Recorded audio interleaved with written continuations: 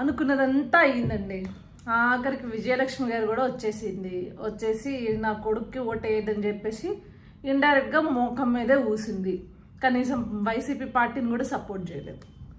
అంటే దీని అర్థం ఏంటంటే జగన్మోహన్ రెడ్డిని ఫ్యామిలీ మొత్తం ముఖం మీద ఊసిందనమాట.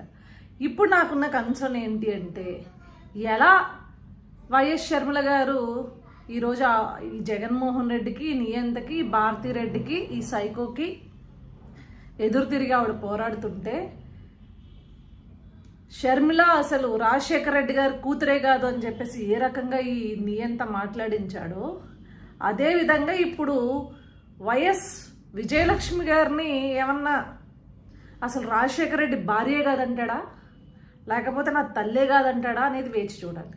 ఎందుకంటే కులదేవతల దగ్గర నుంచి ఎక్కడో ఫారిన్ కంట్రీస్లో ఉన్న వాళ్ళ దగ్గర వరకు అమ్మలక్కల బూతులు తిట్టడానికి సిద్ధంగా ఉంటారు. పాపం వైఎస్ విజయలక్ష్మిని కూడా పాపం ఆవిడ కూడా చాలా గుండె దిటవుతూ ఉండాలి.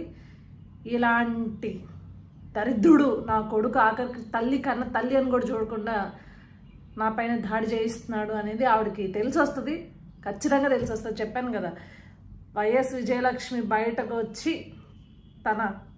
తనను తిట్టక్కర్లేదు, ఏం చేయక్కర్లేదు. తనకి ఆపోజిట్గా ప్రచారం చేసినా, లేకపోతే ఒక చిన్న వీడియో ఇచ్చినా వేరే వాళ్ళకి ఓటేయమని చెప్పేసి వైఎస్ విజయలక్ష్మిని కూడా నా సొంత తల్లి కాదు అని చెప్తాడు, మా నాన్నకి అల్లం కాదని చెప్తాడు.